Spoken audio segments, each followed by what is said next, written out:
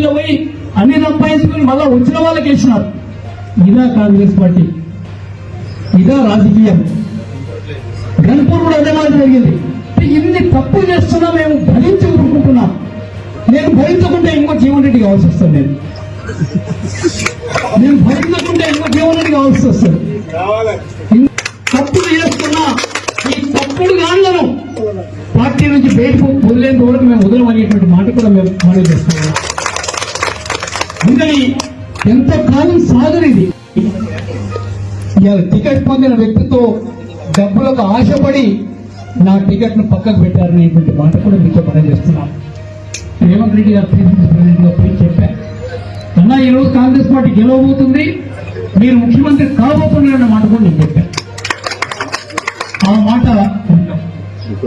ఆ మాట మరి నేనంత నిర్భయంగా వారే ముఖ్యమంత్రి అని చెప్పిన తర్వాత ఇంక భయమే ఉంది చెప్పండి.